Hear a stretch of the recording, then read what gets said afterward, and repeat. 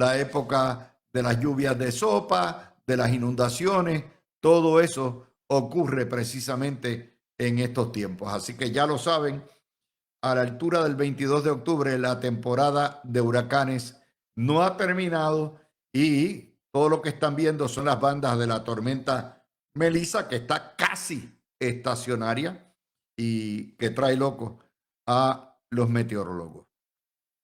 Vamos a empezar de atrás para adelante. Hoy hubo un avistamiento en la redacción de Noti1 en San Juan de Francisco Domenech. Por supuesto,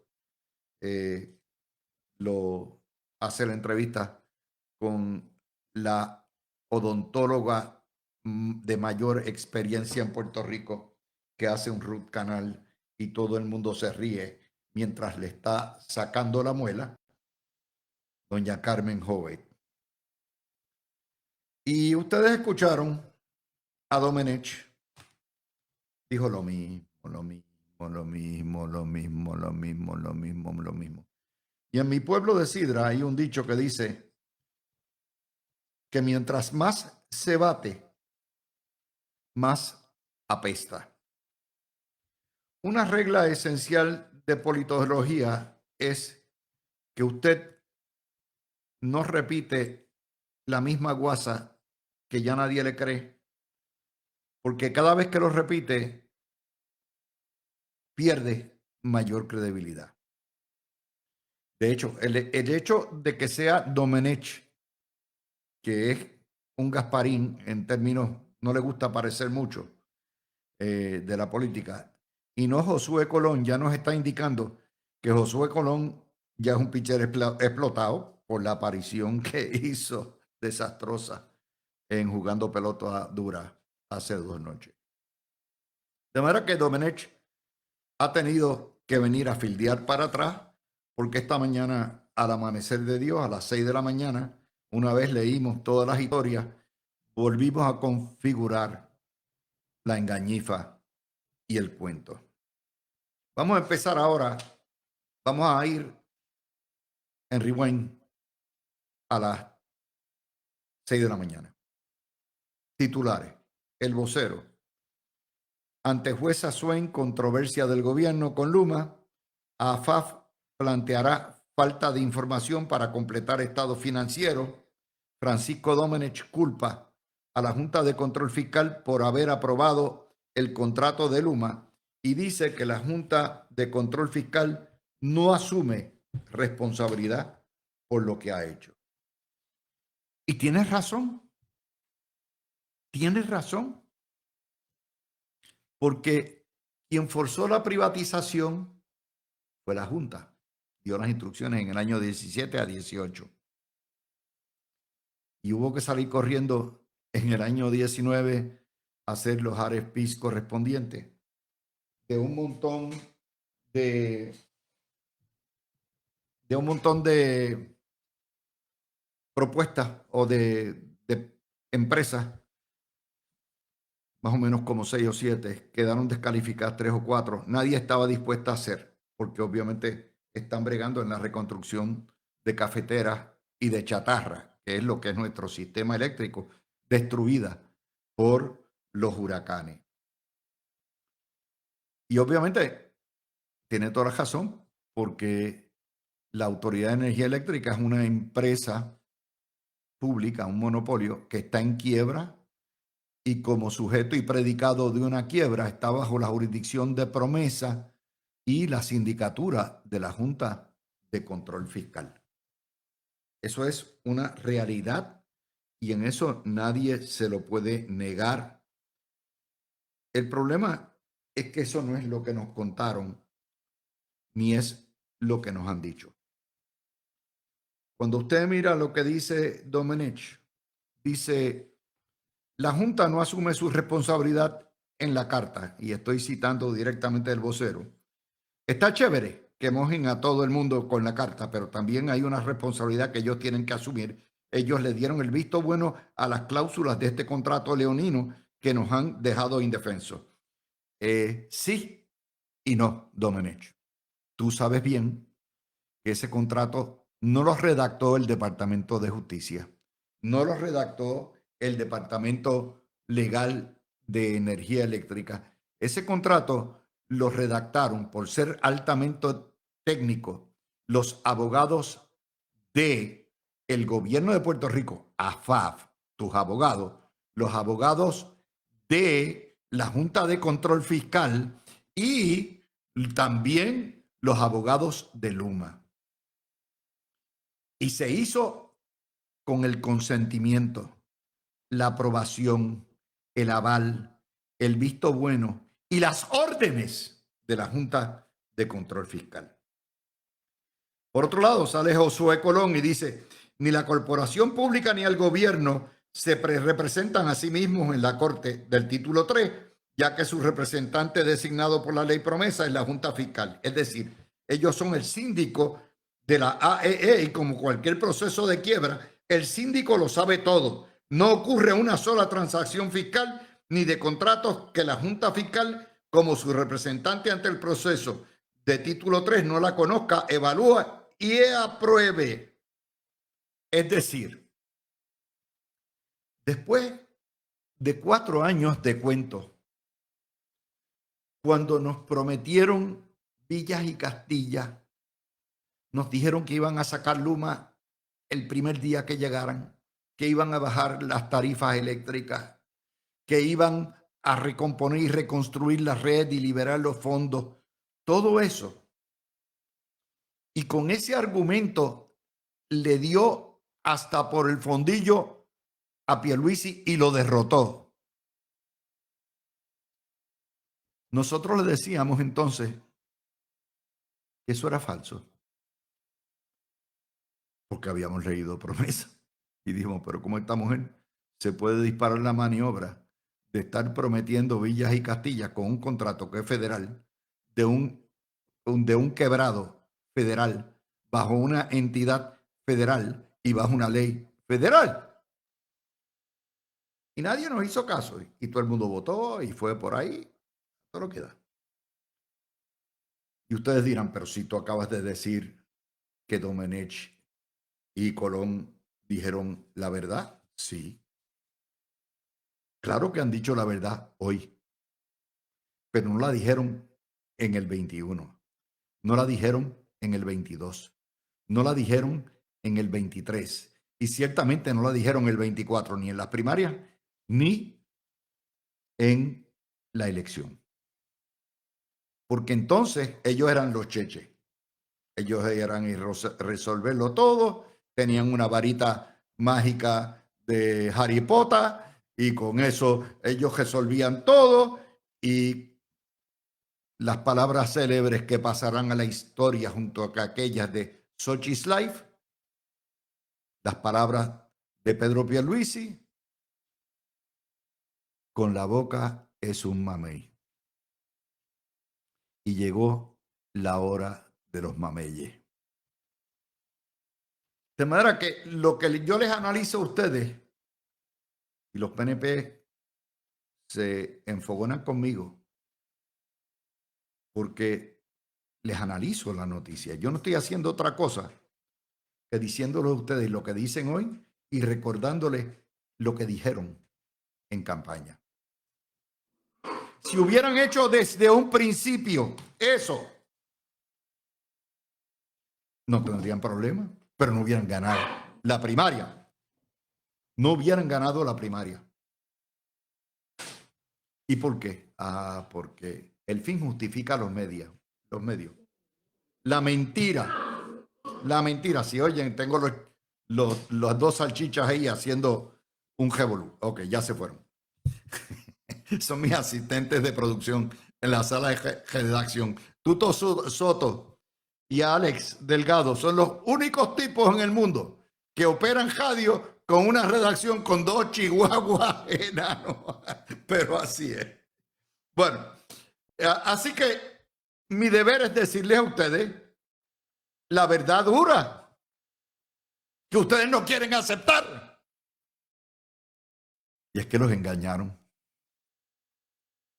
Porque si, como dice Domenech, o como dice Colón, no ocurre una sola transacción ni de contrato que la Junta, como su representante al proceso título 3, no la conozca, evalúe y apruebe.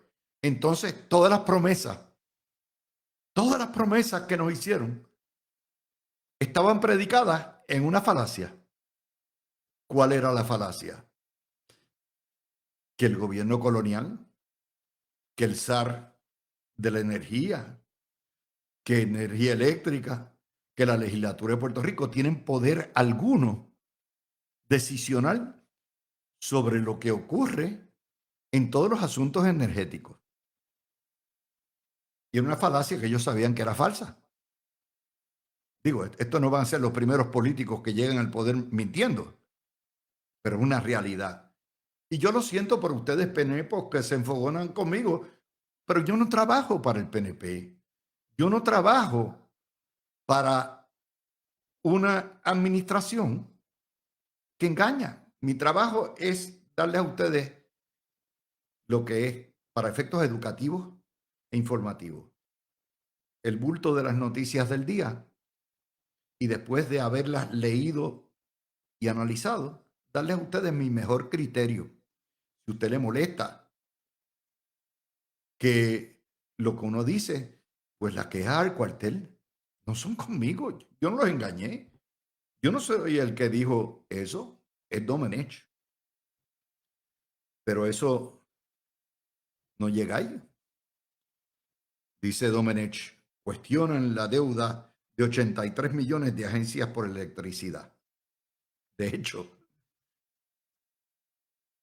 las 90 y pico de agencias de Puerto Rico le deben un huevo a Luma, que de hecho se lo deben a ellos mismos, porque Luma lo que hace es administrar energía eléctrica y no le pagan por el servicio de luz. El gobierno dice, bueno, hay algunas que han pagado, pero todo lo demás es mentira. Hay algunas que han pagado, hay que ver. Y encima de eso sale otra nota donde nos informan con mucha alegría, ¿verdad? Que en efecto hay 200 millones, un fondo de 200 millones retenidos que están ahí. Y entonces, ¿qué es lo que nos dijo el lunes en sus desafortunadas declaraciones Josué Colón? Que se fututearon 900 millones. Les leo hoy de ellos mismos en el Nuevo Día. Dice, se han transferido aproximadamente 900 millones en 5 años, que si usted busca es más o menos fácilmente unos 180, 190 millones por año. Transferencias adicionales. Ahora oiga lo que dice. No obstante, la mayoría de los fondos parecen haberse gastado en respuesta a desastres y trabajos de restauración, así como en gastos no presupuestados como trabajos de respuesta a apagones. O sea, no se los fututearon, no se los robaron como intimó Josué Colón. Ese dinero extra se utilizó para reparar la red ante el hecho de que el gobierno federal no puede liberar los fondos hasta que se concluya el acuerdo de la quiebra y del pago de la quiebra de energía eléctrica. Entonces el gobierno tiene por contrato, conforme a lo que dispone el contrato y bajo promesa, tiene que darle esas cantidades que ellos retuvieron. Y dice, voy más, esto del Nuevo Día. Y cito, desde febrero del 25, o sea, acabaditos de llegar, no habían calentado la silla en Fortaleza. Dice, es claro que los depósitos a la Autoridad de Energía Eléctrica, a Luma, son menores que los presupuestos mensuales aprobados por Luma, impactando la liquidez para las operaciones. ¿Ok? No obstante, también es claro que la falta de reembolsos federales también ha impedido e impactado la liquidez. Señoras y señores, nos engañaron. Decían que no le deben nada. Y ya tenemos 83 millones en facturas de luz que no han pagado. Si usted deja de pagar la factura de luz, tiene el corte a los 45 días. Usted lo sabe. Pero el gobierno desordenado, la moral empieza por la casa. Le debe. Pero encima de eso, por órdenes de Fortaleza, dejaron de pagar lo que le correspondía. Y ahí es donde viene la controversia sobre si le deben los 800 millones o no le deben los 800 millones, que hasta abril eran 800 más o menos. De manera que, empleado de Luma que me está escuchando y que despidieron, Luma ni Genera ni la Junta van a estar en la papeleta en el año 2028. Jennifer González quiere estar. Y Jennifer González, para ahogar a tu patrono, para liquidarlo, para tratar de cumplir la promesa que ella sabía que no podía cumplir, ahogó. Y por órdenes de ellos dejaron de pagar lo que correspondía. Y como resultado te votaron. 160 para empezar. ¿A quién le vas a pasar factura? ¿Le vas a pasar factura a Luma? Pues si te votaron. ¿Le vas a pasar factura a la dictadura fiscal federal? Esa gente son incólumes, esa gente son intocables, están inmunes a todo. Piensen. ¿Quién engañó a quién? Porque ya aquí, nada más en esas dos partidas, hay no menos de 300 millones de billetes. Admitido. Por lo tanto, todos los cuentos peregrinos que nos quieren hacer, no, que ahorita escuché ahí a un legislador decir que sí, el Luma se va en diciembre. ¡Embuste, se va en diciembre! Le mandarán una cartita. Querido Juan Saca, está sacado. Y Juan Saca le va a decir en corte, este es, y va a fotocopiar el dedo meñique y se lo va a poner de anejo. Y entraremos, como hemos estado hablando por semana, en un pleito hasta que se congele el infierno, porque Luma tiene derecho al debido proceso de ley y a presentar su caso y a descubrir evidencia. Y eso, mire, es un paraíso de abogados. Un paraíso de abogados. Así que el que le diga a ustedes que Luma se va en diciembre es un embustero. Ahora, si le pagan 500 millones de pesos, se van rapidito. ¿Y de dónde tela si la araña no teje? Aparte que se van a encontrar a la Junta de Control Fiscal de frente y a los bonistas de frente. Hasta que un día se harten y la juez Swain se harte y nombre a un síndico maestro. Se acabó, aquí está, este es el dictador, se acabó, la queja del cuartel. Y les quita el juguete de las manos. Hacer este análisis, mi gente, es doloroso, porque es revelarle a ustedes mentiras que surgen de la noticia. ¿Qué ustedes quieren? ¿Que yo me quede callado y no se lo informe a ustedes? Sería una alta responsabilidad y un acto de suprema deslealtad a mi audiencia y a mi empresa. En tanto, dice la historia del Nuevo Día, Mujica indicó que al 29 de septiembre parecía mantener energía eléctrica aproximadamente 200 millones en efectivo irrestricto. Y esos 200 millones podrían haber bajado luego del ciclo mensual de financiamiento y podrían haberle dado más liquidez. Esto no pare más. Esto no pare más. Esto no es una cuestión de aquí no se sabe la hora que es. Eso es bien fácil. Eso es, saca un culo, no pillare. No, aquí no se sabe, que ahorita escuché a Heidi Calero. ¿Quién tiene la razón y quién no? Pues si está aquí por admisión, certificación de la Junta y las propias admisiones de parte del gobierno.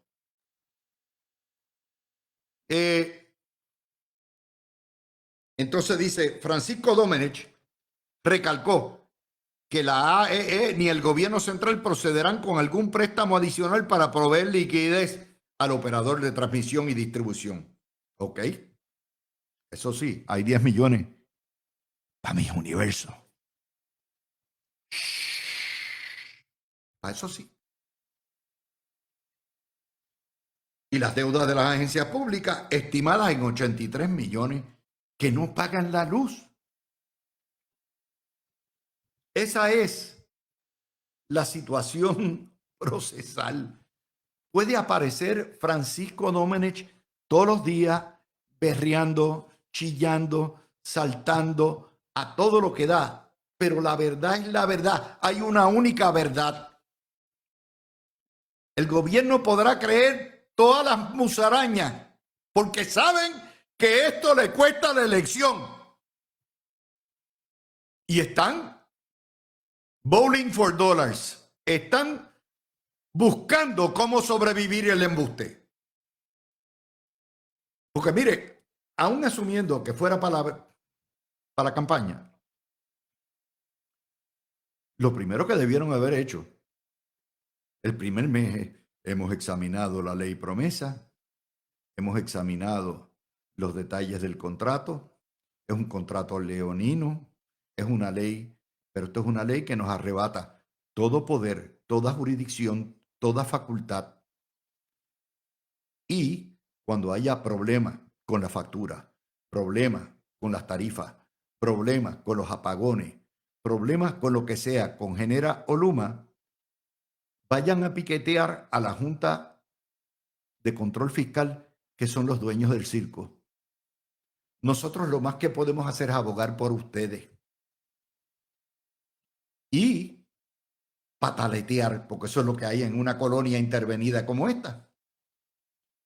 Si por lo menos hubieran sido decentes y nos hubieran dicho desde el principio, vamos a hacer todo lo que esté en nuestro poder por facilitar el que mejoren los servicios, el que liberen los fondos federales, todo eso, pues uno lo hubiera comprendido. El problema está en que han insistido en la misma vaina todo el año y el reloj les expiró. Era lo que discutíamos ayer aquí con Tony, Javier y Fernando. Luma no está en el reloj. Al contrario, Luma está chiclando el reloj. Porque Luma sabe que las probabilidades en que sobrevive una administración del PNP y que pase el próximo. Y el día que llegue o Juan Dalmau o llegue Pablito José, van a tener que determinar si juegan pelota o no. ¿Y cómo se achicla? En el tribunal. Si usted quiere que alguien se atrase, radica un pleito. Con un pleitecito, buen chévere, 4 o 5 años. La que está en el reloj es ella y no es el reloj electoral. Porque es como el baloncesto. Esto tiene 4 parciales y el primer parcial se acabó y el equipo está bajo 55 puntos. ¿Y sabe qué? En el próximo parcial, que es el año que viene, empiezan las encuestas. Y en el próximo parcial, el próximo año, que es el año en que ella empezó a jeringar con Pierluisi, saldrán los aspirantes que son. Y el próximo año va a haber una revuelta en el PNP si quiere sobrevivir la elección. Por lo tanto, el reloj es mucho más reducido. No, es mucho más reducido. Y por eso usted ve el desespero. Por eso usted ve el desespero. Hay cosas que se le pueden atribuir como esto a la gobernadora y otras no. Yo hoy veía a la prensa disfrutando por los percances, arreglando el supertubo. que si hubo que apagar, que si hubo que parar, que si hubo que cejar, como ellos aplaudiendo, pues, pensando que eso es responsabilidad de la gobernadora. Ustedes han visto las fotografías del tubo, están donde quiera. El tubo se rompió, los tubos no se mantienen, se rompen con el tiempo, como todo en la vida. En la vida todo vamos a ir, como decía el poeta Correger, en la vida todo es ir a lo que el tiempo deshace. Sabe el hombre dónde nace y no dónde va a morir. Ese es el poeta. Esa es la poesía. Y eso es la poesía que aplica a todo. Todo es fungible. Todo es descartable. Nuestro cuerpo, uno se pone viejo, se pone chancroso, todo eso pasa. Así que, pero mire el desmadre que hay. Está la cuestión del inventario. Otra promesa más. Y ahora lo vamos a eliminar. Y cuando se discutió en campaña, la Junta advirtió, sí, lo pueden eliminar, pero lo tienen que sustituírmelo con otra fuente de repago, para que no se fastidien los municipios, ni se fastidie el erario.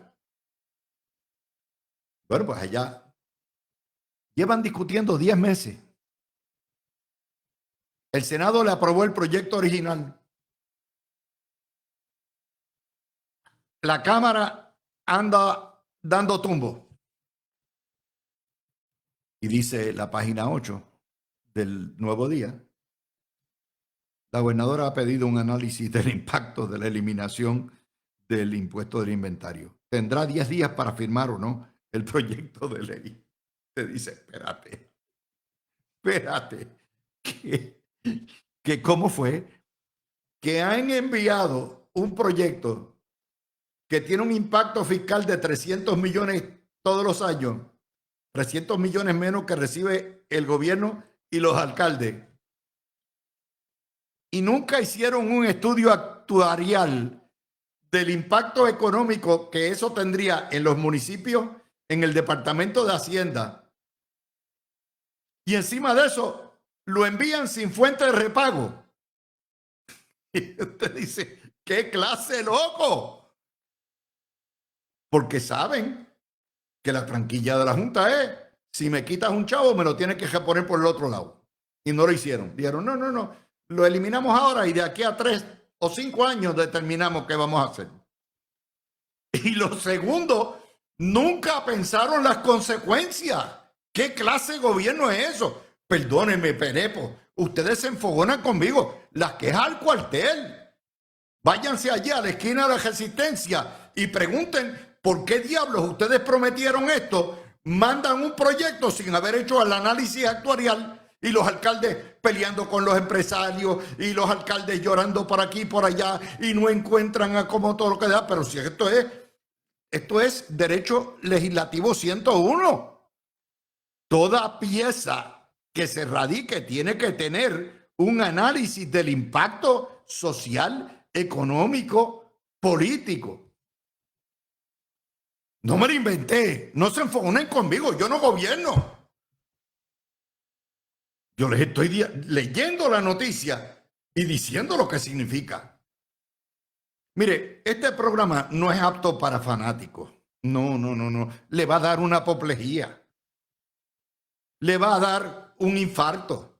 Esto es un programa de noticias donde se comentan las noticias del día, se estudian, se analizan y se informa a aquel que quiere informarse, educarse y entender.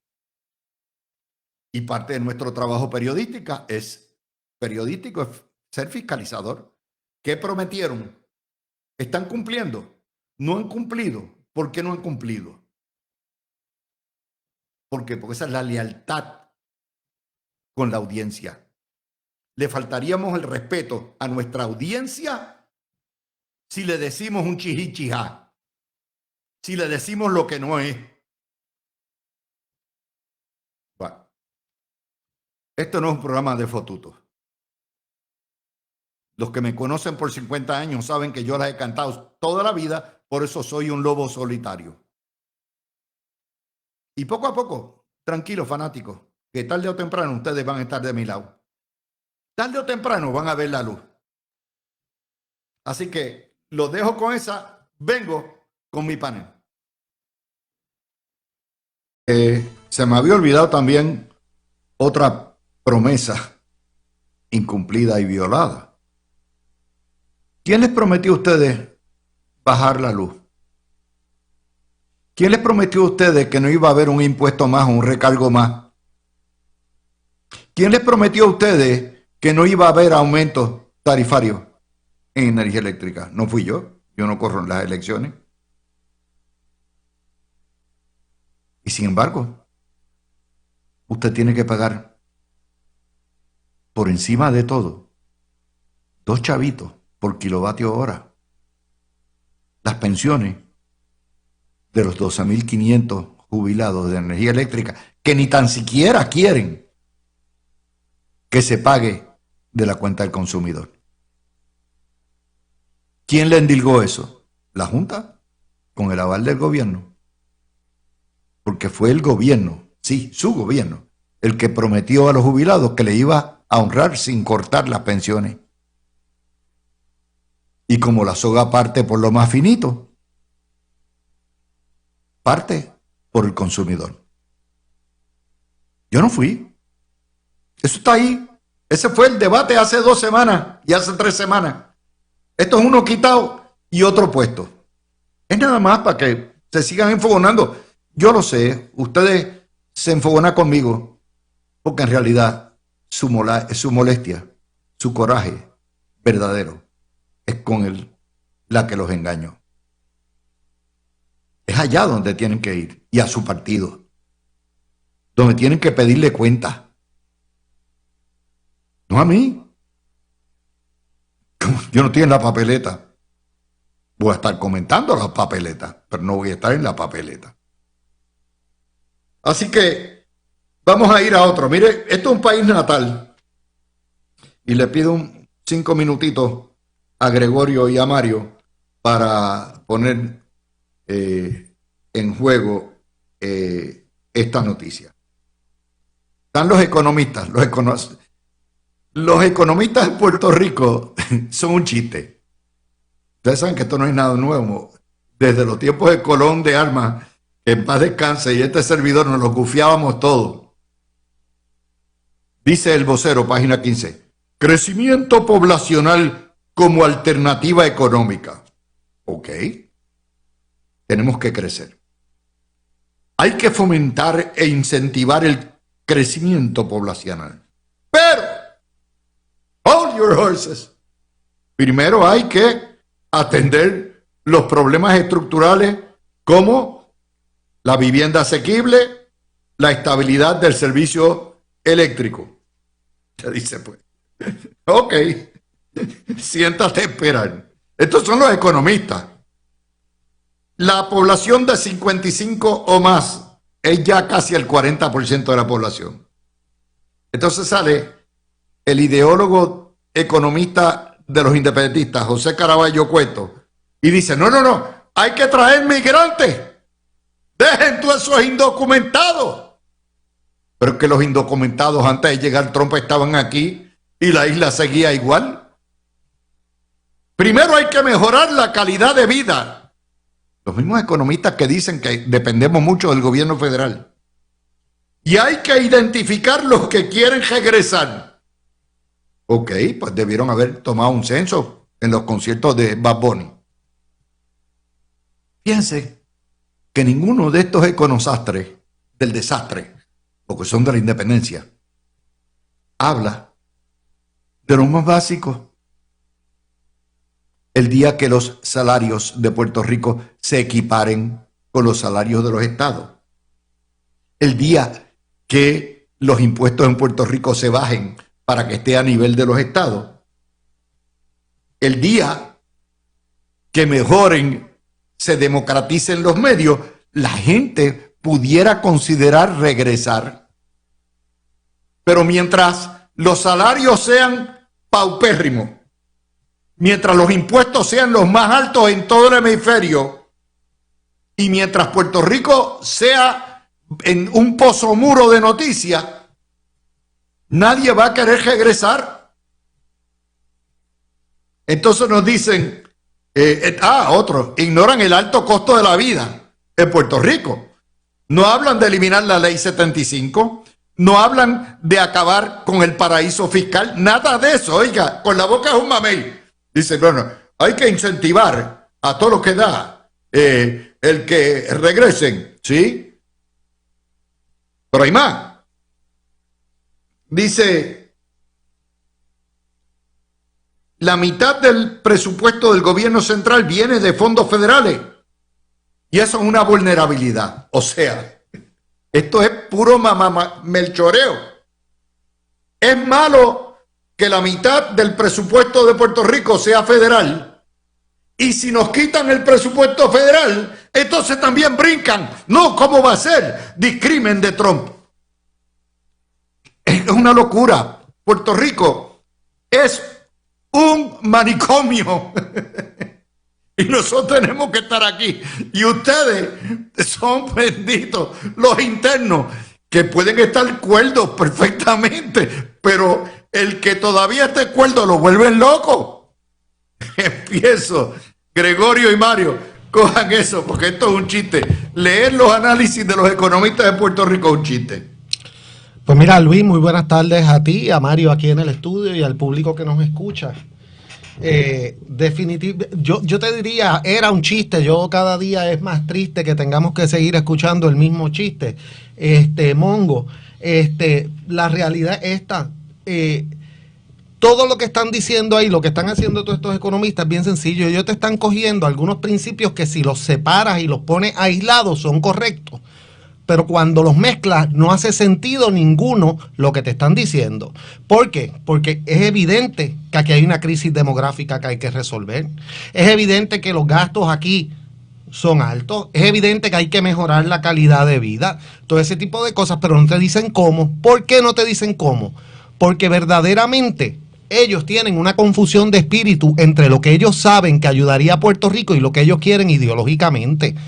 Y por eso es que no dicen esto. Hace falta que venga gente, dependiendo de quién venga, porque si son nuestros conciudadanos de los estados que vienen a establecerse aquí, a traer su capital a Puerto Rico, eso es malísimo. Eso es estar dañando la cultura. Ahora vamos a traer migrantes y que bajo qué condiciones no vamos a decir. En general vamos a traer gente y que se chave las condiciones, de dónde vengan, si tienen permiso, a sabiendas de que nosotros no controlamos ese procedimiento. Así que esto es lo que hay, una serie de ideas que las tiran para tratar de dar la impresión de que están haciendo un análisis profundo, cuando la realidad es que lo que ellos creen de verdad no se lo atreven a decir al pueblo de Puerto Rico. ¿Y qué es lo que ellos creen? Ellos lo que quieren verdaderamente es promover una república que esté fundamentada en salarios mínimos bien bajitos para atraer capital extranjero, utilizando a los puertorriqueños y el estilo de vida de los puertorriqueños como carnada para eso. Eso es todo lo que está pasando. Y ellos saben que eso no se lo pueden vender al pueblo de Puerto Rico. Y ellos saben que la estadidad inmediatamente traería un insumo de dinero que subsanaría muchos de esos asuntos que ellos están reseñando. Por eso digo, no es que los principios independientemente cada uno sean incorrectos. Sabemos, todo eso lo sabemos, lo podemos discutir 100 años más, eso es de libro de texto. El problema es cómo llegamos a esas soluciones, y ahí es que ellos tienen el problema, porque ellos saben que la solución es contraria a lo que ellos quieren y lo que ellos le presentan, lo que ellos de verdad creen. Y lo sé y lo conozco, he estado en discusiones. La propuesta de la mayoría de los independentistas, para que el pueblo de Puerto Rico lo escucha, es que a largo plazo en Puerto Rico hay que bajar el salario mínimo sustancialmente para promover la inversión de otros países que no sea Estados Unidos. Así es que quieren financiar la república. Pero obviamente eso no lo pueden decir en Puerto Rico, porque antes de decir eso tienen que llegar al poder. Pero fíjate, Mario, estás ahí, ¿verdad, Mario? Sí, estoy aquí. Ok, fíjate qué interesante. En realidad no se trata de dependencia. Eso es una excusa. Esos independentistas lo que están pidiendo es que Puerto Rico, no que se acaben los fondos federales, sino que se les entregue a la República de Puerto Rico un fondo en bloque para que ellos administren per secula seculorum, que un fondo en bloque de fondos federales. O sea, es igual dependencia, sea lo que se le da ahora a Lela y lo que se le da a los ciudadanos con las ayudas federales a que ellos lo manejen viniendo de los contribuyentes americanos. Sí, mira, Luis, saludos a todos. El problema de los economistas es que a veces ellos te dicen cosas en abstracto o tratan de ser lo más conciso posible, y cuando tú lees los planteamientos de ellos te dejan en el aire. Pero, por ejemplo, traer más gente. ¿Qué significa traer más gente? Pues tendría que ser gente que están dentro de la clase, la edad productiva. ¿Y qué gente de la edad productiva va a regresar a Puerto Rico cuando tiene unos salarios en los estados mejor remunerados que los que tiene aquí, unos servicios de mejor calidad que los que tiene aquí? Porque es así. Por ejemplo, en Florida, mi nieta donde estudia es una escuela, pero escuela pública, pero de grandes ligas. Y entonces, pues ese es el problema que ellos tienen. Entonces hacen unas sugerencias que a veces uno, aunque no sea economista, pues uno choca contra los conceptos que tenemos los que no somos economistas de cómo se puede resolver eso. Lo que hay que hacer es no traer gente. Lo que hay que hacer es un análisis de la composición poblacional de Puerto Rico. Tenemos ya el 25% de la población de población envejeciente. Ahora, la pregunta es, ¿esa población envejeciente es improductiva? No, de personas sobre 60 años y hasta de sobre 70 años están en la fuerza laboral, pero se puede hacer algo también con esas personas. O sea, son tantas cosas y alternativas que se pudieran hacer. Sí, pero es lo que me dijo a mí una señora. Me dijo, ¿para qué yo voy a trabajar por una porquería de 10.50? Mejor me quedo en mi casa. Bueno, depende, pero ahí el gobierno pudiera hacer una ¿Cómo que el gobierno?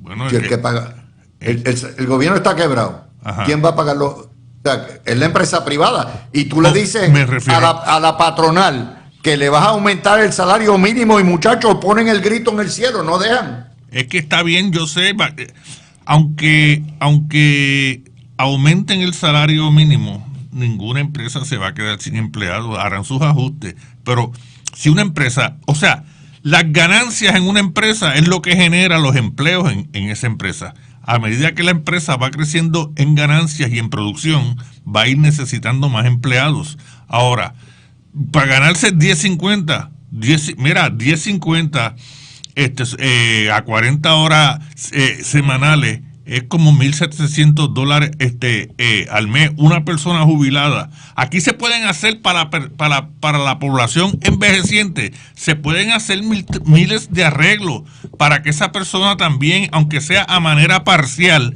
entre al mundo del trabajo. En el pasado se han hecho otras cosas. En el pasado se hizo, bajo Rafael Hernández Colón, que las personas que trabajaran en la agricultura, en el recogido de café u otras áreas de la agricultura, recibieran también los cupones de alimentos, o sea, no quitárselo. Y cosas, no como esas, pero cosas que el propósito sea que la persona ingrese en el mundo laboral. Todas esas cosas se pueden hacer. Pero mira, el problema que yo tengo es el siguiente, y es volviendo a lo que estaba diciendo, o sea, esto es como la contestación clásica en un concurso de belleza.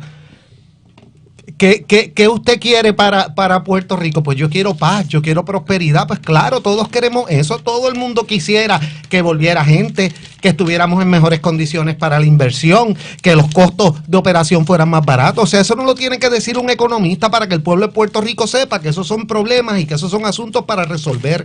El problema que hay aquí es que cuando uno propone eso, no basta. Uno tiene que hablar de soluciones y alternativas. Y las alternativas todas requieren, tienen ciertos riesgos, requieren arriesgarse y requieren cosas. Legislación. Vamos a empezar por lo más básico. Vamos a empezar, Gregorio. Vamos a eliminar la ley 75 de distribución exclusiva. Muchacho, no. La patronal brinca. Ok, eso no se puede hacer. Ok, pues vamos a poner a las empresas a pagar una proporción mucho mayor. Vamos a eliminar no eliminarlo, ¿verdad? Los incentivos, vamos a hacerlo a base de retorno de inversión real. No, vamos a acabar vamos a integrarnos al IRS, al sistema de renta interna, vamos a redistribuir. No, nadie está pensando en cosas que son fundamentales.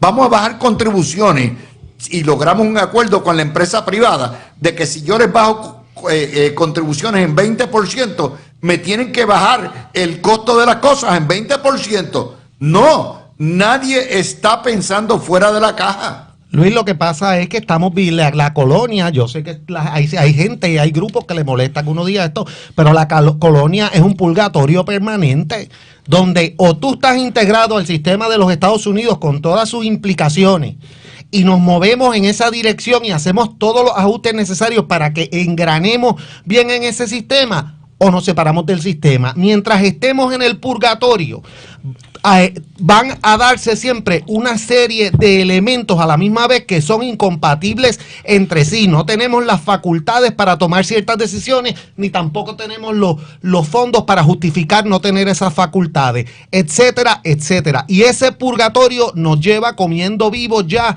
por más de 60, 70 años, y el pueblo después hay gente que quiere insistir en eso. ¿Por qué? Porque ellos se benefician, y algunos de ellos son economistas y otros profesionales que se benefician de salir públicamente y decir todos estos elementos, y yo sé que son personas capacitadas, yo no cuestiono eso, pero no basta en la vida con uno estar capacitado y decir elementos correctos. Cuando uno va a hacer una crítica, uno también tiene que tener en ese proceso la seriedad y la cara de decir estas son las soluciones, nos guste o no. No las quieren decir por lo que te dije, porque las soluciones que ellos quisieran proponer saben que son mortales ideológicamente para su figura. Bueno, recuerden que estos econosastres son los econosastres de la oligarquía, de los oligarcas, de la patronal. Y entonces por eso que la patronal tampoco sale del hueco. Bueno, voy a hacer la pausa. Cuando vengamos, vamos a tocar el tema prohibido en Puerto Rico por la prensa, que es el escándalo de la intervención de los narcovenezolanos en todas las naciones de Latinoamérica y Europa, y los últimos desarrollos del escándalo del ex jefe de inteligencia, el Pollo Carvajal, que en Puerto Rico hay una veda total de prensa porque no quieren que sepan que Mr. Maduro y Mr. Petro tienen el dedo metido en Puerto Rico. Regresamos, que está encendiendo a Colombia y a España. Se trata de las confesiones del Pollo Carvajal, el general máximo de la inteligencia venezolana durante Chávez y Maduro, que finalmente fue encausado por la justicia americana por narcotráfico y capturado en España en proceso de extradición, y que para no tener que servir tiempo está cantando como pajarito. Ese tema, los periódicos y los medios y las televisoras en Puerto Rico lo vedaron.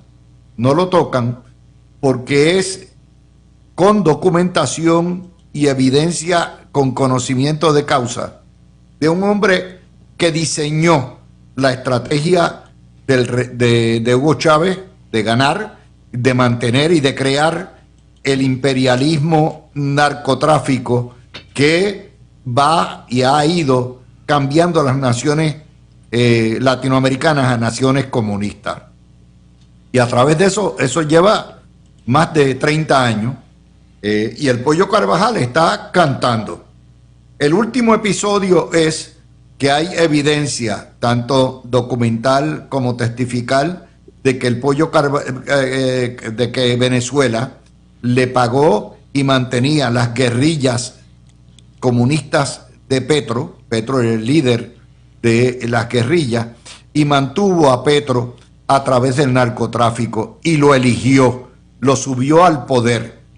También ya hay prueba de que lo hicieron en Argentina, lo hicieron en Brasil con Lula, lo trataron de hacer en Perú, lo trataron de hacer en Ecuador, lo hicieron en Chile, y poco a poco se ha ido yendo. Bueno, pues la última desarrollo es que la DEA, la Agencia de Drogas antidrogas americana, investiga ahora los sobornos que Maduro ha pagado a través de la empresa venezolana PDVSA, no solamente al ex presidente de gobierno de España, Rodríguez Zapatero, del Partido Socialista, sino al Partido Socialista en donativo, al partido Podemos, que es un partido comunista y casi desaparecido, y al actual presidente de gobierno, Pedro Sánchez. Son mordidas o payola, pagas mediante testaferros en países extranjeros, lavando dinero. Y obviamente el gobierno español, tanto bajo Rodríguez Zapatero como bajo Pedro Sánchez, ha viabilizado y ha defendido y tiene una relación íntima con Venezuela. Es decir, la narcodictadura imperial, los que matan a nuestros hijos en los puntos de droga, también lo que ha hecho es comprar políticos de izquierda y mantenerlos. Lo hizo con el Movimiento 5 Estrellas en Italia, lo ha hecho en España, lo ha hecho en toda Latinoamérica y por supuesto la prensa puertorriqueña no quiere que ustedes sepan eso porque todos sabemos que tienen las manos metidas en Puerto Rico y tienen agentes en Puerto Rico. Cójanlo por ahí ustedes. Mario. Sí, mira, Luis, eso está saliendo poco a poco. Ya una persona que estuvo dentro de las entrañas del monstruo, como es el Pollo Carvajal, pues ya está dando información. Él tiene que tener ¿cómo se dice? Prueba documental. No es la primera vez que pasa esto, Luis. Aquí se ayudó con $50,000 a los macheteros que hicieron, no aquí, perdón, en Cuba, a los macheteros que hicieron el robo de la Wells Fargo. O sea, no es la primera vez que comunistas hacen una cosa como esta. Y en la primera... Que gobiernos extranjeros comunistas sí, meten la cuchara en Puerto Rico. Sí, okay. Y entonces, en aquel entonces, se ayudó. Jorge Macetti, el cubano, que era del sistema de inteligencia cubano, escribió un libro sobre eso, entre el furor y el delirio, y menciona el caso de Puerto Rico. Y él participó, y él asesoró a esos macheteros. Y el gobierno de Cuba dio $50,000 para los gastos de la operación donde se robaron ese furgón. Ahora, en este caso del Pollo Carvajal, pues aquí tú tienes otra evidencia de lo que hacen los gobiernos comunistas para entonces coger, infiltrar en distintos países, desmoronar gobiernos, sabotear el sistema, para que entonces vengan partidos afines ideológicamente y lleguen al poder. Pero ¿qué pasa? Hay un movimiento, ¿verdad? De contraizquierda que se está dando tanto en Europa como en Latinoamérica, y eso en cierta medida está deteniendo esos avances. Pero con esta manifestación del Pollo Carvajal, que esto es una bomba, y cuando salgan los documentos, si en esos documentos hay nombres de puertorriqueños, entonces sí que se juntó el hambre con las ganas de comer. Eso se va a saber. El día que caigan todos estos regímenes, obviamente la inteligencia de los nuevos gobiernos va a revelar cuán metidos tenían las cucharas en Puerto Rico. Mira, Luis y Mario, yo me siento bien sorprendido de que ustedes estén hablando así de la revolución bolivariana. Esta es la primera vez que yo veo que se hace este tipo de insinuación. Tú estabas ajeno a eso. Estaba totalmente ajeno a esto. Yo creo que esto es nuevo para el pueblo de Puerto Rico. Para ti eran, son niños buenos. Bueno, no vayamos bregan. Ya sabemos que Nicaragua mantenía al Pipi y los tenía de consultores. Ya eso está claro ahí. Eso está documentado. Lo que nunca ha estado documentado es si se solicitó permiso en los Estados Unidos bajo la ley federal para asesorar al gobierno y ser representante de los Estados Unidos. Está documentado. Eso lo sabe Homeland Security, lo sabe el FBI y lo sabe la CIA.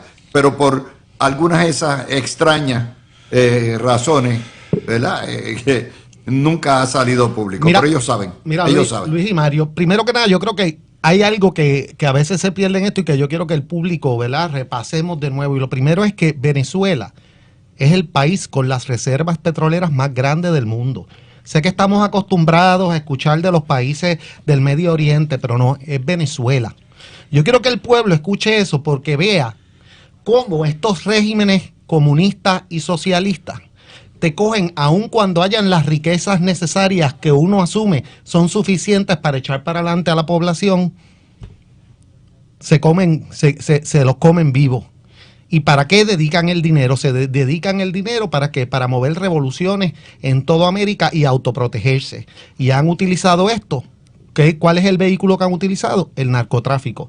Definitivamente, la prensa de Puerto Rico no lo va a tocar porque es que el asunto nada más no es el pago directo que se hace de vez en cuando a alguno que otro político se le pueda hacer. El problema es que aquí hay un ecosistema completo que está financiado por estos gobiernos, donde hay congresos cada 4 veces al año y se llevan a uniones, a organizaciones de estas que de momento aparecen independentistas, que nadie nunca la había escuchado y que a los 3 años se llama distinto, pero son la misma gente y se pasan en congresos y dándose viajes y cogiendo entrenamiento. Y hay elementos de la prensa que han participado activamente de todo eso y que se han beneficiado de eso. Y si uno va a la prensa, lo interesante es esto, Luis, no es que no toquen la noticia, pero tú sabes cómo la tocan siempre.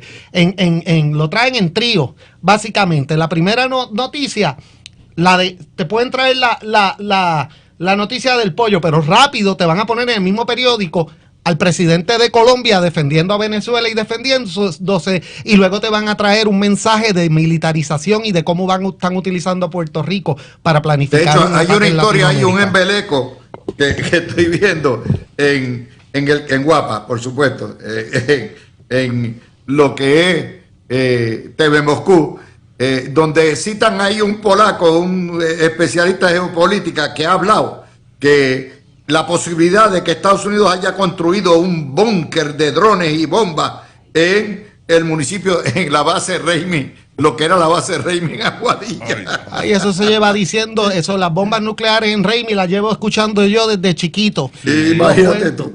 Mira, pero Luis, esa es la parte importante, o sea, esto no es incidental, aquí están entrelazados, todos estos movimientos tienen un acuerdo de cooperación y de intercambio de fondos constante.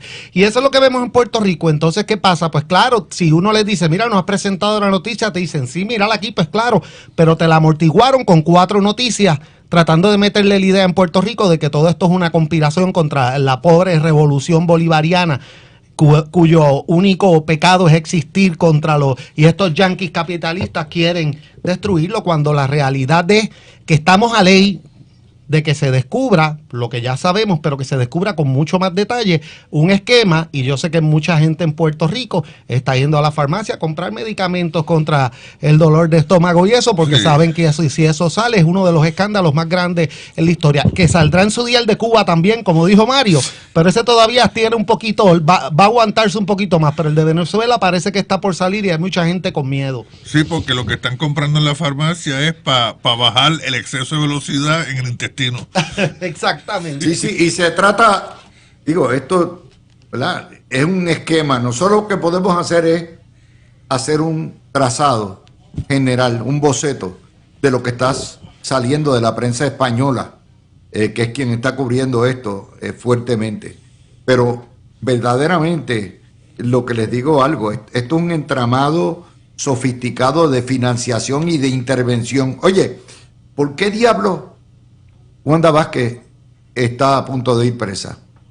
Está a punto, ya está convicta, porque cogió dinero de un agente extranjero para una campaña.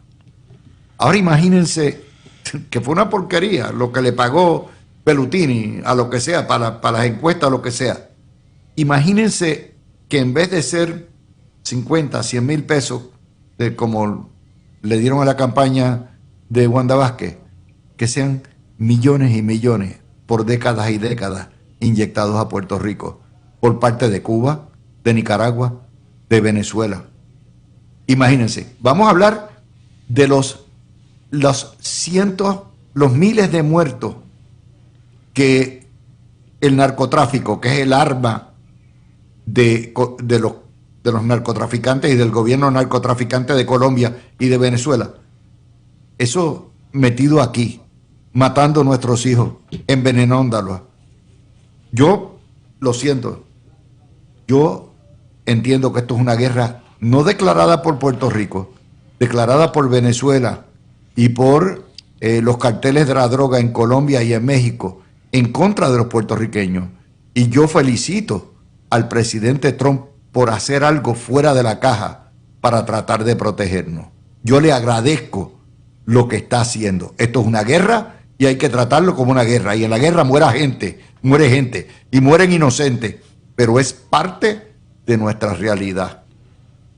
Estos son temas que no se discuten en ningún otro lugar, pero nosotros hacemos nuestras asignaciones y como parte del trabajo que hacemos, chequeamos y cotejamos la prensa, no solamente en Estados Unidos, sino seguimos Colombia y seguimos también España, porque nos enteramos de muchas cosas.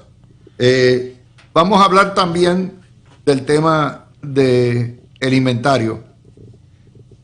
¿Qué es eso de pedir un análisis del impacto de la eliminación del inventario después que ya la Asamblea Legislativa prácticamente evacuó el proyecto? Explícame eso, Gregorio, tú que eres CPA abogado, porque no lo entiendo. ¿Yo estoy mal? No, Luis, tú no estás mal. Lo que ha pasado aquí es lo siguiente, y se lo voy a explicar al público. El impuesto al inventario es un impuesto a la propiedad que se cobra que cobran los municipios, a la propiedad mueble, a base de la cantidad de inventario que mantienen en Puerto Rico. El problema que tiene ese costo es que tú estás pagando constantemente por algo independientemente lo vendas o no. Y por lo tanto, muchos negocios optan por no tener inventario en Puerto Rico y traer esos bienes justo cuando se van a vender o luego de estar vendidos para evitar esa contribución. ¿Ok? Ese es uno de los elementos. ¿Cuál es el problema histórico que ha tenido el impuesto para el inventario, que lo conoce todo el mundo y que fue, y lo he señalado en el programa antes, uno de los problemas que tuvo la Junta en su análisis vago de la situación económica de Puerto Rico? Y es que varios municipios, podría decirles Cataño, Guaynabo, Bayamón, algunos municipios tienen tanto y tantos almacenes que ese impuesto representa un % bastante alto del presupuesto municipal. Hay otros municipios que ese impuesto no les representa nada. Por lo tanto, lo correcto en ese sentido, con todo lo que critique a la Junta, es que si tú vas a eliminar el impuesto sobre el inventario, hay dos formas de atajar esa situación. O buscas y obligas a que haya unos ahorros que vayan a la par con esa cantidad que se va a reducir en impuestos, al menos durante un tiempo en lo que se estabiliza el impacto, o tienes que buscarte otra fuente de repago. Y todo el mundo, yo creo que históricamente ha estado de acuerdo con que este impuesto ya es hora de eliminarlo. Obviamente hay municipios, como dependen de él, que no se ha encontrado una fuente para sustituirlo adecuada, pues se van a oponer. Lo triste no es que esa sea la realidad, eso lo conocemos hace 20, 30 años y este issue se lleva discutiendo todo el tiempo. El issue es que lamentablemente lleguemos a una etapa donde se está discutiendo públicamente, donde se han presentado proyectos y algo que sabíamos todos de antemano no haya estado resuelto a priori y no haya estado resuelto en todos los foros pertinentes. Y en esa, con todas las críticas, y Luis, tú sabes que yo soy antijunta y llevo años criticándola aquí, pero en ese caso tengo que ser justo. No podemos pasar un proyecto que va a tener un efecto sobre las arcas municipales de algunos municipios y va a incidir sobre servicios públicos sin que se haya identificado una fuente de repago, y me sorprende mucho que se hayan hecho esas promesas y que se haya seguido este procedimiento sin que se haya hecho ese análisis previamente, porque esto no es algo que debe tomar por sorpresa a nadie. O sea, generalmente el estudio actuarial y los estudios de apoyo se hace antes. Se radican con la legislación. Claro. No, después que se aprueba la legislación. Definitivo, en eso estoy 100% de Mario, acuerdo. La pregunta es: ¿qué hará Jennifer? ¿Si vetará el proyecto o lo aprobará? Bueno, Tomás Rivera Chassi, o que a él le importa ya un bledo, pero que no lo vuelvan a enviar para acá. A mí no me lo envíen. Ya yo descargué y cumplí. Bueno, pues entonces ahí hay que estar bien pendiente de lo que haga la gobernadora. Y ahora sí que lo que haga la gobernadora con el proyecto, si es veto lo que llaman veto de bolsillo, si es veto expreso, si lo aprueba. Esa va a ser la noticia que hay que estar pendiente, porque la verdad que este asunto del impuesto al inventario le beneficia a unos, pero le perjudica a un montón de comercios en Puerto Rico.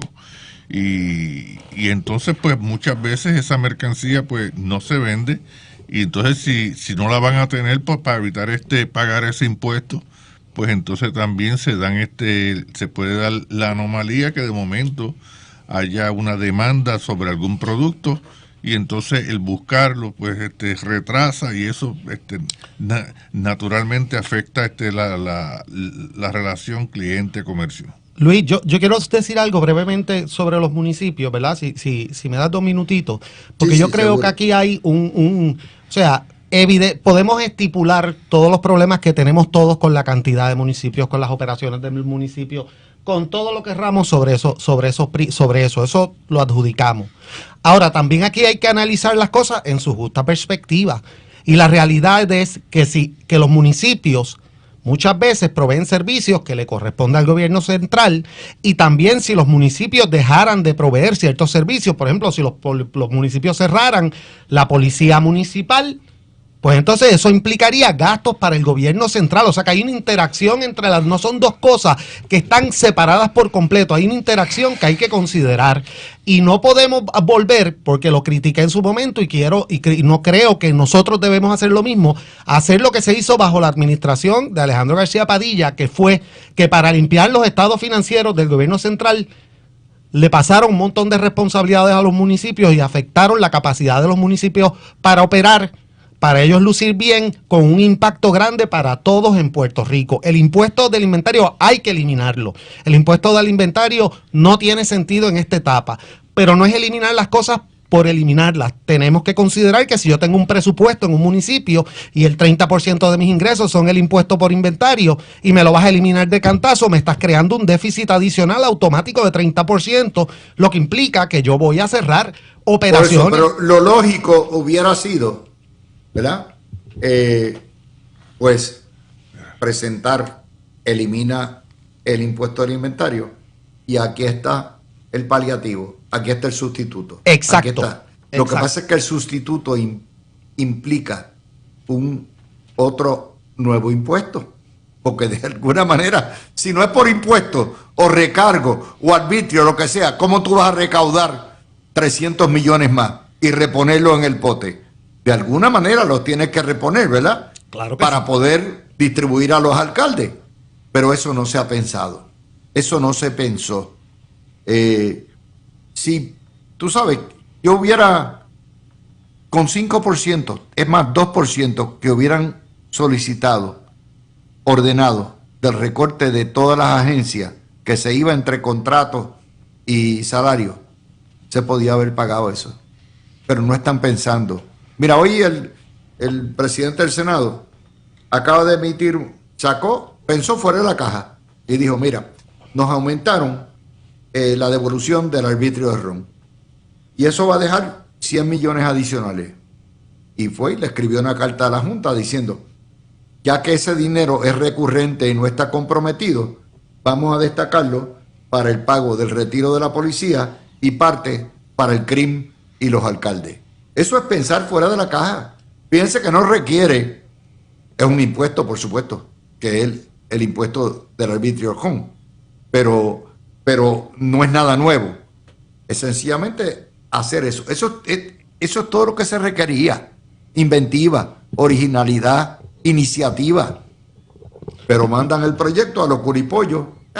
Luis, aquí a 3 años, 5 años pensamos. Y ese impuesto tiene un segundo problema que la gente no está viendo. O sea, sí está el problema económico y fiscal, pero eso también tiene un problema desde el punto de vista de seguridad del pueblo de Puerto Rico, porque evidentemente la recuperación lenta después de emergencias y todo eso, en parte se ha debido a que aquí no hay inventario para casi ninguna cosa.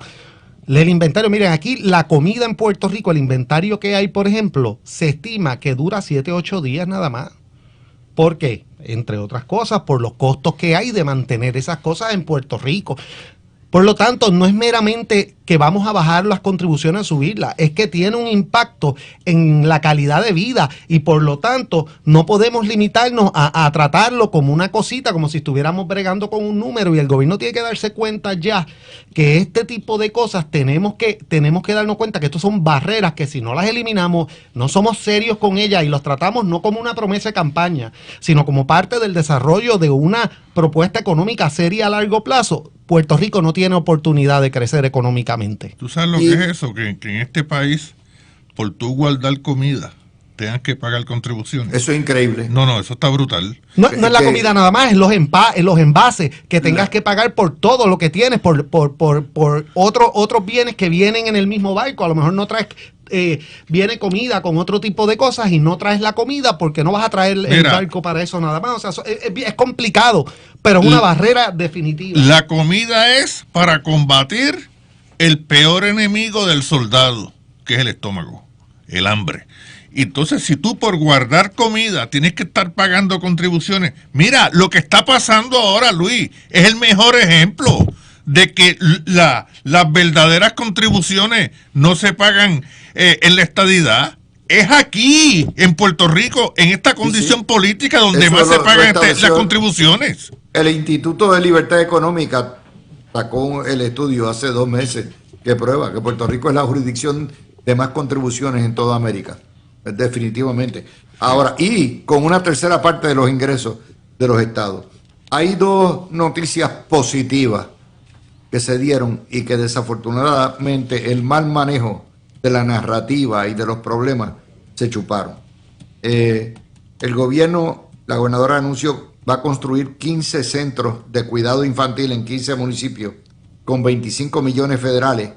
Cada centro va a coger cerca de 1,5 millones para operar. Esto es un proyecto con fondos federales administrado a través de ACUDEN. Oye, 15 centros es una obra significativa y sí, está ahí. Segundo, el San Juan Cruise Port anunció que ya está a punto de terminar a un costo de 60 millones la remodelación y la reapertura del muelle panamericano de los cruceros. Ese es el muelle que queda al lado del aeropuerto de Isla Grande y que tiene espacio para 3 cruceros grandes. Es una facilidad fabulosa. Al otro lado del canal del Caño San Antonio hay también unas facilidades que utilizaba Princess, que imagino algún día van a desarrollar como frente portuario también, como centro de acopio. Esas son buenas noticias. O sea, de hecho, vamos a decir, todo esto se comenzó bajo la administración Pierluisi, pero obviamente lo va a inaugurar esta administración y hay que darle crédito. Son haberes, pero se perdieron en la vorágine del supertubo, que no es culpa de la gobernadora, en la vorágine de Luma y todas estas peleas, y se pierde todo esto desgraciadamente en el dime y direte del día. Luis, vamos, sí, dime. No, rapidito iba a decir que lo de los centros de cuidado no solo es una acción, no es una cuestión de justicia para las familias y para las mujeres, sino que tiene un impacto económico sustancial porque permite que personas que tenían una barrera para entrar a la fuerza trabajadora puedan entrar y reincorporarse, que es una de las cosas que Puerto Rico necesita, sobre todo cuando hay una baja poblacional. Pues tú te refieres de las personas de entrar a la fuerza, es personas que son envejecientes. No, me refiero a mujeres que tienen un hijo que le sale más caro el cuido a lo mejor, o le sale más caro mantener al hijo en una escuela y va a perder todo el salario, prefieren quedarse con ellos, que si hay este tipo de servicios y son asequibles, pueden hacerlo y pueden entrar a la fuerza laboral también. Y entonces al entrar a la fuerza laboral es mayor. Primero, eso tiene unos efectos. Pagan IBU, pagan contribuciones sobre ingresos. Sí, excelente, excelente. Yo creo que en eso, Luis, hay que felicitar a la gobernadora. No, por eso. Y a este programa las canta, las buenas con las malas. Sí. Pero el problema es que, o sea, es un desastre la manera en que manejan las comunicaciones, la manera en que trabajan, es otra cosa.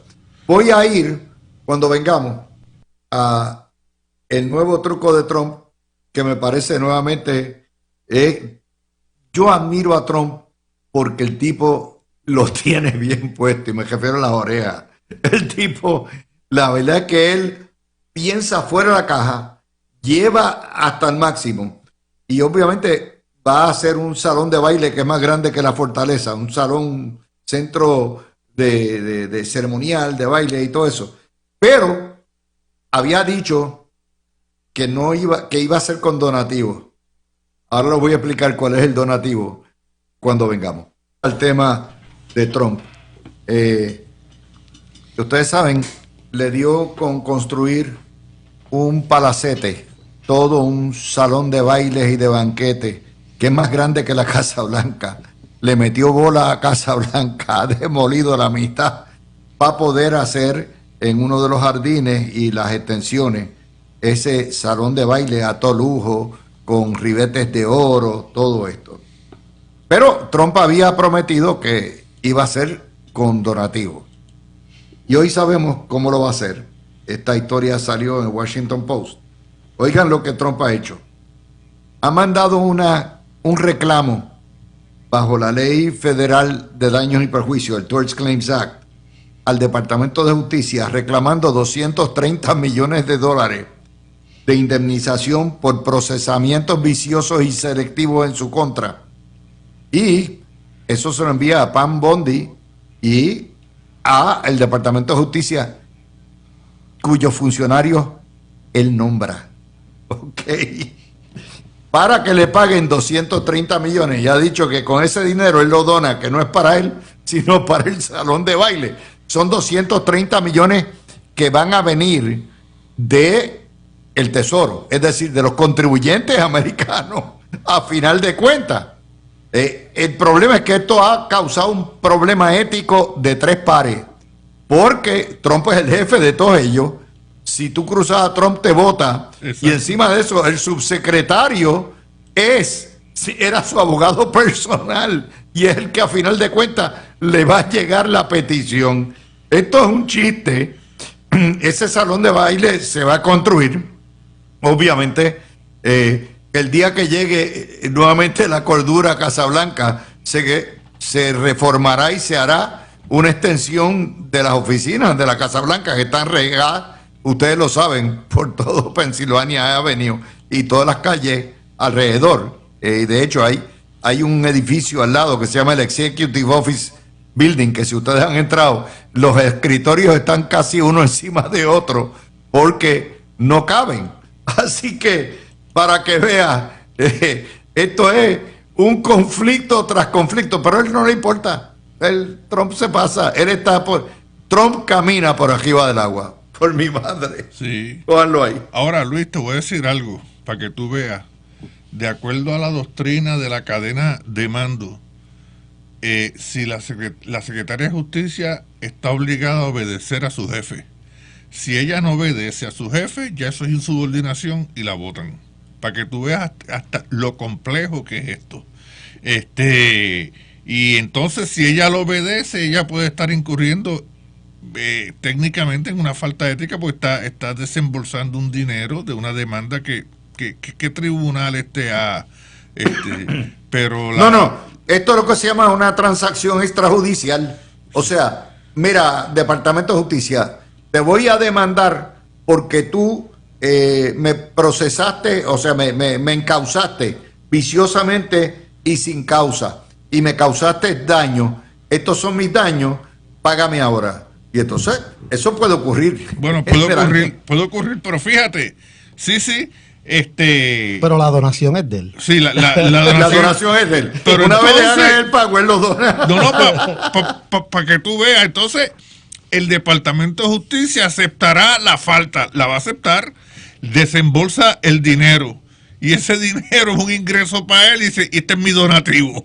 No, tú que eres contable, lo puedes deducir de la planilla. Claro. Oye, olvídate, van a buscar a Gregorio para que Gregorio le busque el loophole de cómo no reportar. No, mira, yo lo que sí voy a decir es esto, porque obviamente Trump siempre está, ¿verdad?, a los márgenes de operación de lo que uno estaba acostumbrado en muchas cosas de gobierno.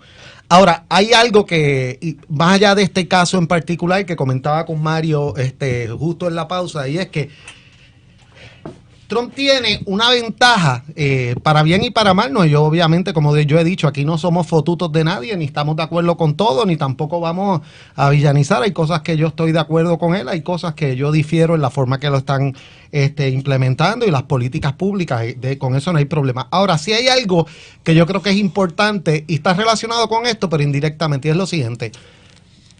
Trump es el primer presidente que tiene una perspectiva única, y es que como él fue presidente, perdió y volvió a ser presidente, tuvo la lección que muchas veces muchos gobernantes no tienen, y que quizás, yendo al tema inicial de aquí, en Puerto Rico no se está tomando en consideración, y es que él se dio cuenta que si cuando él llegara a la presidencia de nuevo, si él quería hacer un impacto, tenía que ser agresivo, tenía que empezar inmediatamente, y que tampoco podía dejarse llevar por toda la burocracia que había, que tenía que él ser agresivo en su interpretación y en la forma de ejercer su poder, que a veces en ese proceso se extralimita o es algo que lacera un poco, como bien tú reseñas, los límites de lo que uno piensa que debe hacer, la forma de hacer las cosas en ciertos temas, sí.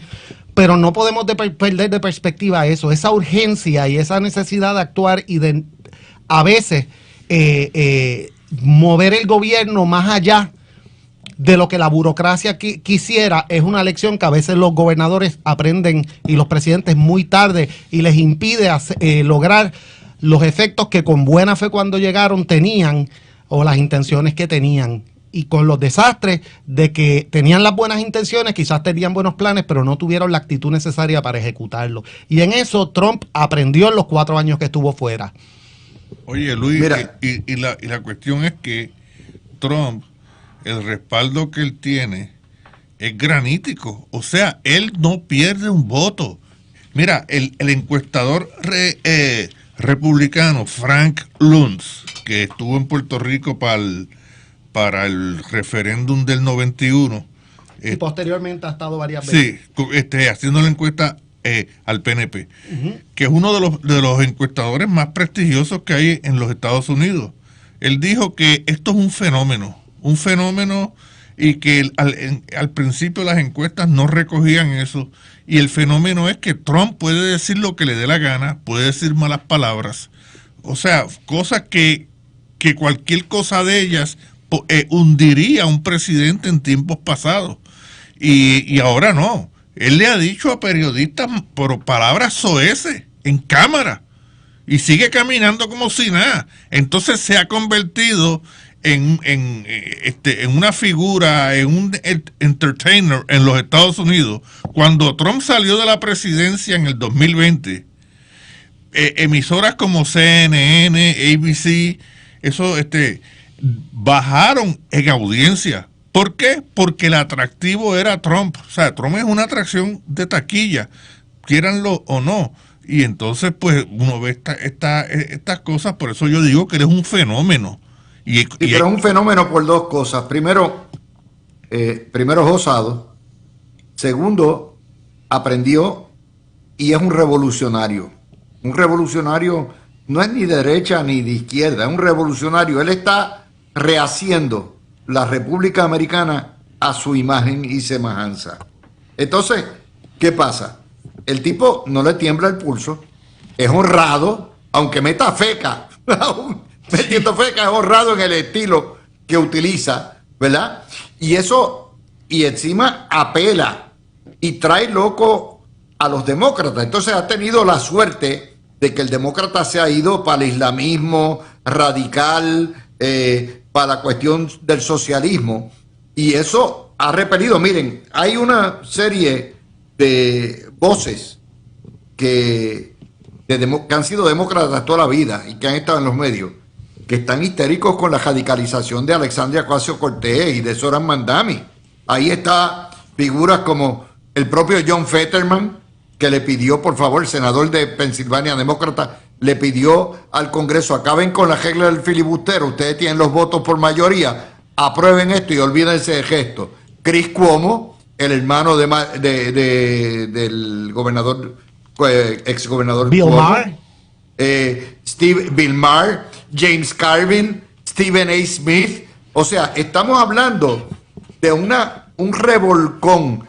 El Partido Demócrata ha caído en lo más bajo y lo más sucio a nivel de Estados Unidos, y eso le ha permitido a Trump lucir como un gigante frente a la incompetencia y a las barbaries del otro lado. Un tipo, incluso una persona como Gavin Newsom, ha tenido que rediseñar completamente su mensaje y moderarlo, ir moviéndose mucho más hacia el centro, aun cuando esté en California, y se le pueden adjudicar muchísimos de los problemas que tiene California, porque se dio cuenta que si algún día quiere tener aspiraciones, no puede irse a esos extremos de las Alexandria Ocasio-Cortez, que tiene que ser una alternativa, y en la medida que no haya una alternativa que la gente perciba que es sincero, que no va a estar con el red tape y la burocracia esa, ni con el mismo cuento el duermetenene histórico de la política, no va a volver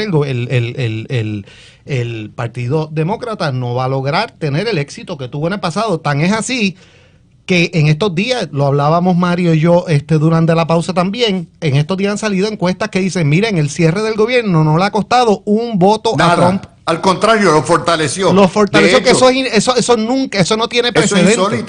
Eso es insólito. Y le voy más todavía. O sea, hay que entender una cosa. Trump no es ningún nazi. Trump no es ni conservador ni liberal. Trump es trumpista. Trump es un populista. Y lo que agarre va. Entonces, en ese contexto, no es... hay que ser bien politiquero para decir, este hombre va a dar un golpe de Estado, todo lo que da. No, tuvimos una presidencia imperial más fuerte que Trump. ¿Saben cuál se llamaba?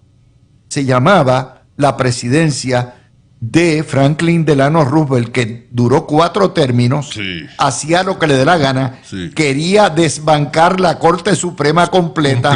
Empujó el nuevo deal, pero era tan populista, ¿verdad? Y era tan pegado al pueblo que conocía tocar las teclas correctas del electorado. A la gente se le olvida que pasamos por un Franklin D. Roosevelt y no saben lo fuerte y lo duro que era Franklin D. Roosevelt, porque no se ocurrió hace 100 años atrás. Y Luis, bueno, en la década que viene se cumplen 100 años. Exacto, se cumplen 100 años en el 32. Si no es porque los jueces del Supremo en ese entonces renunciaron, él iba a aumentar la Corte Suprema hasta 15 jueces. 15 jueces, se llama y los presionó, le hizo una campaña brutal en contra hasta que los obligó a Pero hoy renunciar. Más, la ayuda, Estados Unidos, antes de cuando empiezan los nazis a invadir, era aislacionista.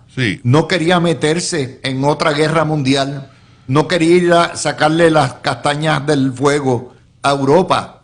Y Franklin D. Roosevelt, en contra de la voluntad del Congreso, en contra de la opinión pública, le firmó a Gran Bretaña y a Francia el Lend-Lease. Es decir, convirtió a Estados Unidos en el arsenal de la democracia, le llamó, y empezó a regalarle. No, está bien, yo te los presto o te los alquilo y tú me los pagas cuando puedas. ¿Ustedes se acuerdan de eso?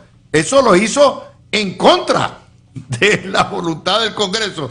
Y mírenlo ahí. Y Roosevelt, ya que estamos en el tema, y este detalle quizás mucha gente lo ignora porque no se discute mucho, fue uno de los que más poder le dio a Hoover en el FBI para operaciones internas políticas. O sea, Roosevelt utilizó y era aliado por esos 16 años casi de Hoover, directamente buscando cómo... Ahí es donde el FBI se convierte en una agencia de inteligencia doméstica. Exactamente. Claro. Bajo él. O sea, es que es no conocer la historia de Estados Unidos y es bregar de forma histérica. Mire, yo estoy en desacuerdo con un montón de las cosas que Trump hace y estoy de acuerdo en otro montón de las cosas que hace. Yo creo que había que cejar la frontera. Yo creo que hay que deportar los criminales. Ahora, este exceso de ir a las escuelas, de ir a donde sea, de buscar gente inocente que están trabajando y que aportan, eso es innecesario. Exacto. Yo no creo en soltar la Guardia Nacional en las ciudades, pero él lo tiene y hasta ahora se va a salir con la suya. Miren lo que pasó con la Junta de Control Fiscal. Fíjense lo que pasó con la Junta. Trump trató de sustituir la Junta de Control Fiscal con republicanos. ¿Qué pasó? Un tribunal repuso a los demócratas. ¿Ustedes creen que esa Junta Demócrata nos ha servido bien? ¿Ah? Trump tiene toda la razón. Yo lo hubiera volado porque de corruptos e incompetentes para arriba no son nada. Pero Luis, lo que también pasa aquí es que el pueblo en general, y no hablo el pueblo americano, yo creo que esto es un fenómeno mundial y podemos entrar en el issue de las telecomunicaciones y todo, pero la realidad es que el pueblo se hartó ya de que la narrativa oficial que están viendo todo el tiempo en los medios no se ajuste a lo que ellos ven en su diario vivir, y llega un momento donde ese desfase crea unas actitudes que abren la puerta a personas como Trump, con todo lo bueno que tiene y que yo respaldo, y con algunas cosas en las que creemos que quizás se está extralimitando un poco, como en Puerto Rico. O sea, mira, si nos cogemos el issue de la supuesta militarización de Puerto Rico, el tema... que es falso completamente. Mira, si nosotros vamos aquí y le preguntamos puertorriqueño por puertorriqueño, la mayoría de los puertorriqueños está conforme con que Estados Unidos reabra y utilice las bases aquí, con algunas limitaciones. La inmensa mayoría. Contra los narcotraficantes. Sí. Claro, pero eso lo vemos en algún sitio. No. Y llega un momento donde la gente... Pablo José ha dicho algo. No. ¿Tú sabes por qué, verdad? Porque él tiene encuestas que la gente favorece eso. Claro, porque el pueblo, llega un momento donde el pueblo ve ese desfase.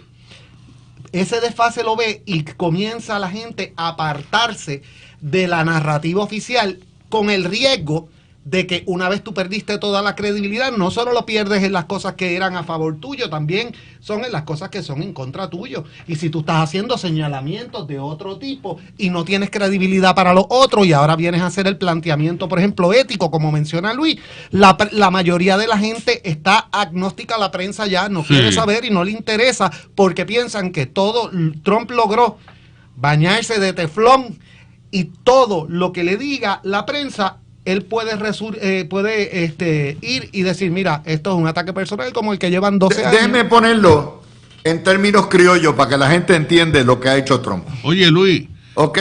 Luis, en lo de ahorita de que tú mencionaste a unas personas, una serie de personas en el Partido Demócrata, mencionaste a James Carville. James Carville ha escrito unos artículos en el New York Times que son radiografías sobre el Partido Demócrata. Sobre la degeneración del Partido Demócrata. Pero déjeme explicarle lo que Trump ha hecho para que la gente lo entienda en términos locales. Miren, asuman que Jennifer González le entra un día a la loca y dice, ¿sabes qué? Yo quiero construir un salón de baile aquí al lado de Fortaleza, y el jardín hundido lo voy a desbaratar, lo voy a aplanar, y voy a romper las paredes de Fortaleza para poder crear mi salón de baile. Entonces, dice, pero no se apuren, esto lo va a pagar los donativos, la empresa privada. Y lo hace sin ir al Instituto de Cultura ni la Oficina de Preservación Histórica. Y después le escribe a la Secretaria de Justicia y le dice, ¿sabes qué? Ustedes me han hecho daño en el pasado, a todo lo que da. Esto es una demanda, estoy preparando una demanda de daños y prejuicios contra el Estado Libre Asociado. Por lo tanto, me tiene que pagar 100 millones que cuesta el salón de baile. Eso es el equivalente. Usted se escandalizaría si Jennifer González hiciera eso. Pues eso es lo que Trump está haciendo. Pero porque es Trump, se sale con la suya. Dime, Mario. Sí, mira, pues aquí yo creo que somos los únicos en Puerto Rico, en este programa, que hemos planteado por los análisis y las perspectivas diversas que hay, porque aquí en este programa hay perspectivas diversas, aunque en algunas cosas pensemos igual, que Trump es un fenómeno político, pero también, Luis, es un fenómeno histórico. Lo que estamos viendo es un parteaguas en la historia de los Estados Unidos. Y social, historia política de los mundial, Estados Unidos. Global. Sí.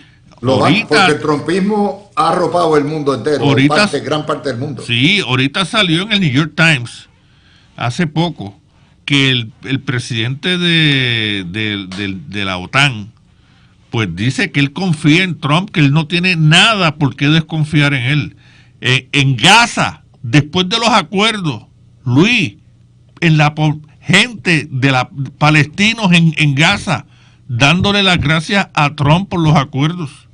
¿Tú puedes creer eso? Bueno, con eso, gracias a Gregorio y gracias a Mario, un placer estar con ustedes. Siempre aquí tocamos temas que no mucha gente toca y yo me divierto muchísimo con ustedes. Así que gracias.